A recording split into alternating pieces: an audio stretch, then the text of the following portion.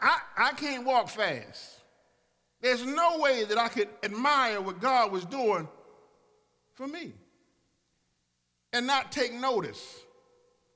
See, sometimes we run so fast that we don't take notice how God is playing a role in our lives. But here it was visual. I'm looking at water shooting up to the heavens, and I'm walking through. No boat, no scuba diving stuff, just in case some water slipped through, You know how we are.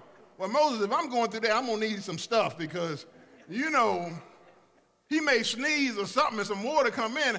I need to be able to swim. You know how we do. But I would sit there and take inventory of what I see that God is doing for me, because I got to understand one thing. If God is doing that much for me now, I wonder what is going to be required of me. Because he don't do all of this stuff for you to keep your mouth shut. He wants you to tell the story. See, I once was lost, but now I'm found. I was blind, but now I see. See, if you have not begun to communicate what God has done for you, then you're not paying attention to what he's doing in your life.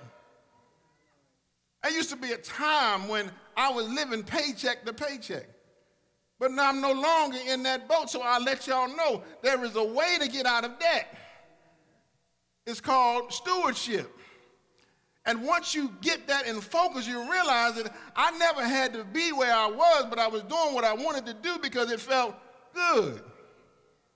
Sometimes feeling good gonna break you.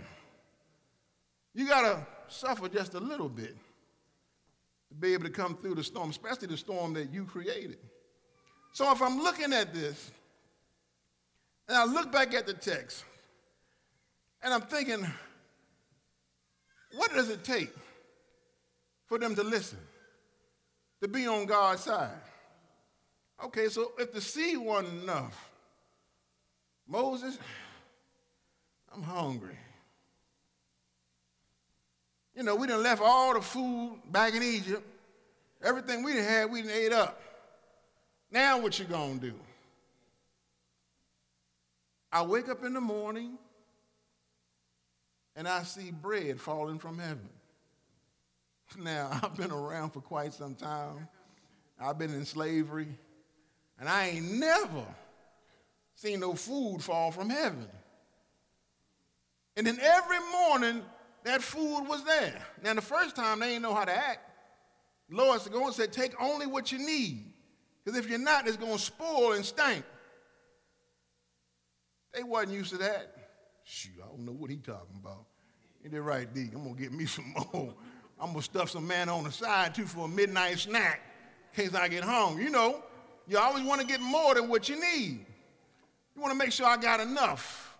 But God said, I'm going to make sure y'all taken care of. Yeah, I know you did all that, but I don't know about the food. I ain't used to seeing nothing come from the heavens like that. But every morning, like clockwork, it was there. Then they had the audacity. That bread is good and all. I'm tired of this bread. Yo, Moses, what about the meat? Let me get a little yard bird up in here. God heard their cry. So, okay, now I'm going to send you some quail, too. Now, if you know anything about quail, you got to go hunting to get your quail. He just gave them quail. So he's provided every need that they had. If that wasn't enough, y'all know that you travel with a pillar of cloud and a pillar of fire. Now, you'll be able to see God every morning when you come out, there he is at the camp. Pillar of cloud, a pillar of fire, leading and guiding. I would love to have a cloud following me and know that it's God.